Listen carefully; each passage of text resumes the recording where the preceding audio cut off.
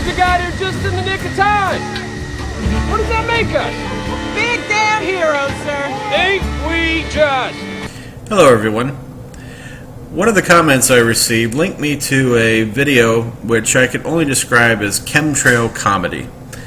Now this video is so obviously a hoax, it's amazing that anybody could possibly take it serious, but I do grant that many people just simply don't understand aviation. Now this video does have one redeeming quality in that it makes my point by showing how close and even within the contrails aircraft operate. And so therefore my point is validated that if chemtrails were real, people who work in aviation would not be better looking and smarter than other people. They would be getting sick. Now 25 seconds in, there's a scary scene where we see a hand supposedly flip the switch at the bottom left of this panel, which has a taped on sticker labeled chemtrail on off. Now first of all, if you'll notice, the sticker on this switch here has obviously been taped on, and it's not fully stuck down. This is because the hoaxer obviously intends to remove this before he gets in trouble for having put that there in the first place. Now one of the things that gives this away as being a hoax is the fact that the captain is absent during the filming, and that the first officer is the one who activates that switch. And this is obviously the first officer's panel, as we'll see in a second. Now if the switch were real in the first place, it's laughable to suggest that this switch would be activated by the first officer alone without the captain present. This clearly indicates to me that the first officer is the prankster, and that he's doing this while the captain is back in the toilet. Now in the second place, take a look at where this switch is. It's right next to some dimmers, a volume control, and some lighting switches. Now, it's stupid to even suggest that an engineer would put the deployment switch for a weapon of mass destruction right next to these other switches where it could be mistaken. That is just ridiculous on its face. This video takes place in the cockpit of an A320 airliner, as you can see here in this picture. And the panel in question is up here at the top right on the first officer's side of the cockpit. This is in fact a lighting and display switching panel that we'll take a look at here in some detail. Now if you take the time to look up what these switches are, you would find that here's how they break down. We have two dimmer knobs for the flight displays, the big TV screens that you see in the main picture. The middle switch there is for switching the TV screens from one side to the other in case one of them fails in flight. We have a lighting switch for the console and floor lights, and we have the volume control for the cockpit loudspeaker. And what is this mysterious switch on the bottom left? It's for the optional foot warmers. That's right, folks. You have fallen for somebody putting a sticky label over a switch for the foot warmers used to keep the pilot's footsies nice and warm on those cold winter flights. By far the most outrageous claim made in this video is this one. The spraying aircraft without permission would fly below a regular flight. To use it as cover, it appears only one radar target. The aircraft in this photograph are much farther apart than they appear to the eye of the camera. In fact, they're much too far apart to fool a state-of-the-art system such as air traffic control radar. Air traffic control radar is sensitive enough that it can actually detect flocks of birds in flight, and an individual airplane certainly poses no challenge for it. If you were a hypothetical aircraft intending to operate as the video describes, you would first appear on air traffic control radar as an unknown target.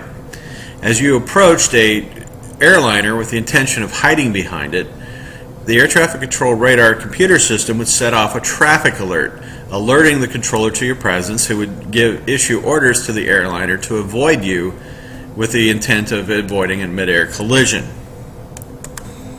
Now you may try to advance the notion that the air traffic controllers are in collusion in this conspiracy. However, this argument fails because air traffic controllers are highly trained professionals whose lives are dedicated to keeping aircraft apart.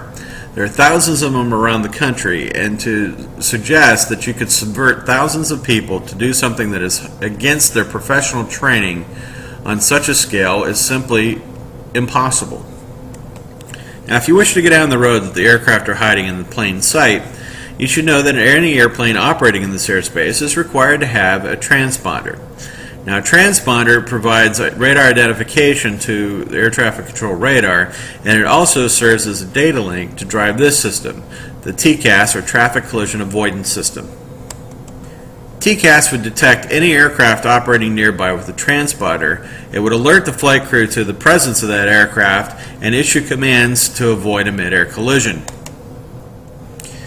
Now, if an airplane was operating close to you, your TCAS system would be sitting there screaming its head off at you, alerting you to the presence of the other airplane. You would alert air traffic control, and now they would have a mystery on their hands that would have to be resolved through a public forum. This picture, by the way, represents 24 hours of air traffic in the United States. And the idea that an aircraft could just randomly insert itself into this flow without detection is laughable. Now, returning to the question of the public forum, few people outside of aviation appreciate the magnitude of oversight that takes place in the world of aviation. The Federal Aviation Administration, in addition to maintaining the air traffic control system in the United States, also maintains a set of regional flight standards district offices which have geographical jurisdiction over operators. In addition to that, each individual airline has its own principal operations inspector, who's rather like having your own law enforcement officer assigned to your business. In addition, there's the National Transportation Safety Board and the law enforcement agencies such as the Transportation Security Administration, the Drug Enforcement Agency, Customs, and the Federal Bureau of Investigation, all of which maintain intense scrutiny on aviation operations for the obvious reasons. And finally, beyond that, the aviation community self-polices itself.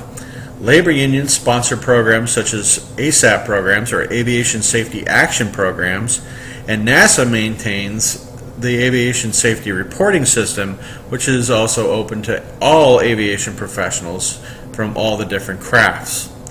Now, all of these programs would immediately raise a red flag if there were mysterious airplanes wandering around the most intensely operated and intensely scrutinized airspace on the planet. Now, one final point. For those of you who try to advance the argument that the airplanes are hiding in plain sight operating as some other airline's flights, that's simply not possible. The FAA oversight would catch it instantly. And hiding behind some other business front would never work as well, because the moment their call sign was heard on the air for the first time, every pilot within hearing range would immediately start asking the question of who they are and do they pay better than their present job. This would lead to them being revealed publicly in a very short order. So in conclusion, the original video is an epic fail, and if you believe any part of it, you've just been duped by a pilot with a label maker and way too much time on his hands. If I'm your mission, Shepard, best give it up. You're welcome on my boat. God ain't.